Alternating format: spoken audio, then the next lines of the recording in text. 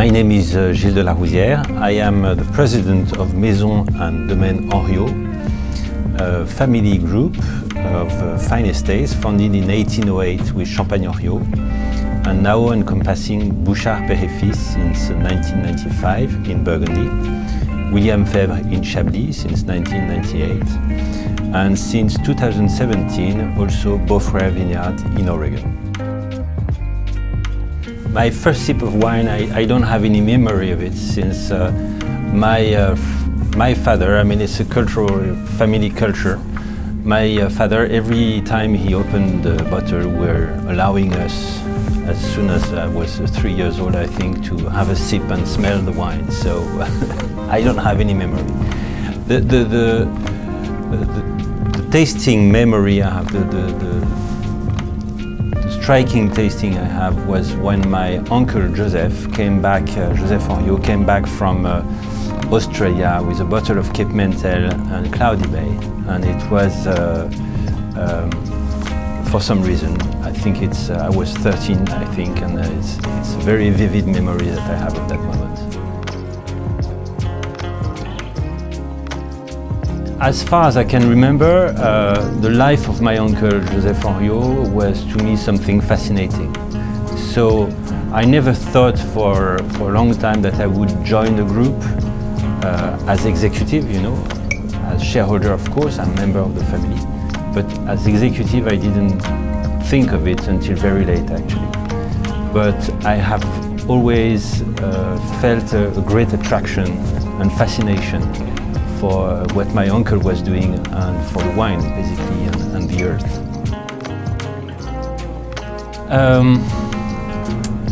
I think at the end of my career, people will be able to say what I should be proud of or not. But today, after 6 years, I think my pride goes to the orientation to organic that I have given to the estates, the focus on our estates, and also I must say the acquisition of Frères in 2017. To be very honest, when the first day I went to Frères, it was more by curiosity than by intending any acquisition.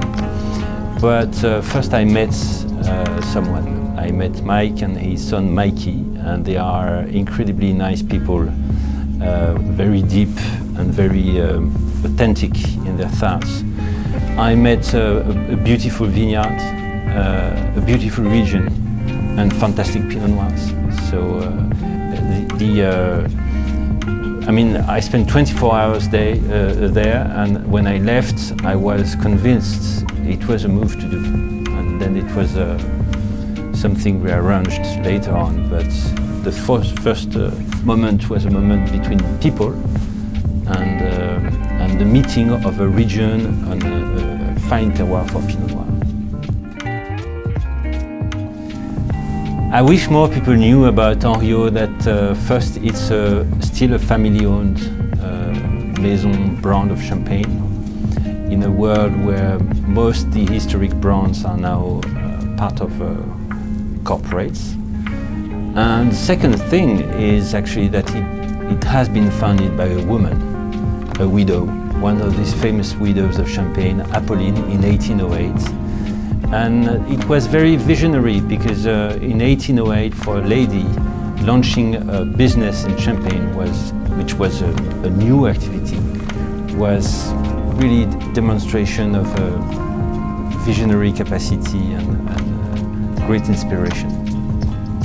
She was the wife of a textile entrepreneur, having a secondary, I would say, activity of négoce in wine, of Champagne, and also a beautiful vineyard in the north of the Montagne de Reims.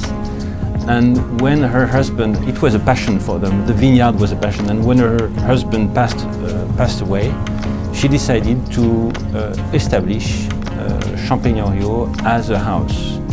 And from then she developed a vision of the expression of her terroirs, of the precision in the blending, and the mastery of the art of champagne.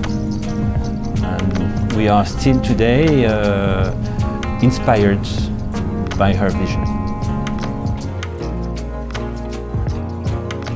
I have two big challenges, I think.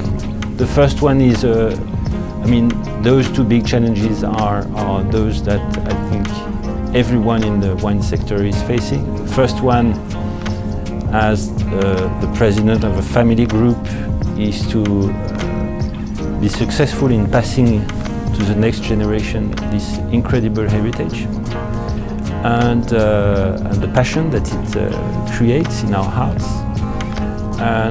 And I think, like everyone in the wine sector, we are confronted to the global warming.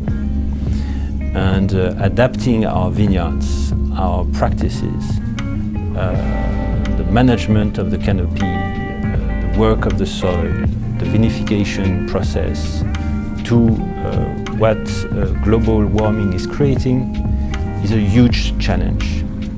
And we are only at the beginning of it, and we are only starting to understand the kind of challenges that we are going to face. I have two incredible wine moments in memory. The first one is the disgorgement of a 59 Champagne Henriot 59 Cuvée des Enchantleurs in Magnum. 59, you can imagine, it's a very venerable bottle, and it was an incredible moment of emotion, and it's really deep in my heart. And the second one is the first time I drank a 19th century Burgundy from the cellar of Bouchard. It was a Meursault-Charmes 1846. And I was very curious to see if I would feel it as a good wine because of its age or because it was really a great wine.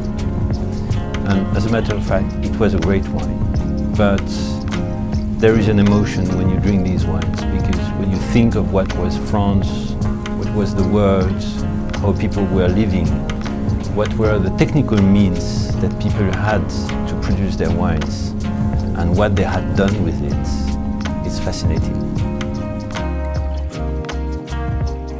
What I really like to see in people, what makes me happy when they drink our wines, is to see their face changing under the action of the emotion.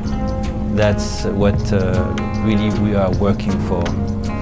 And you know, there is a quote of Saint Augustine that I really like. He says, the desire for happiness is essential to man. It's the motive of all our acts. And I think everyone in the family, in the teams, in the vineyards, is working to see this expression of happiness on the face of our customers.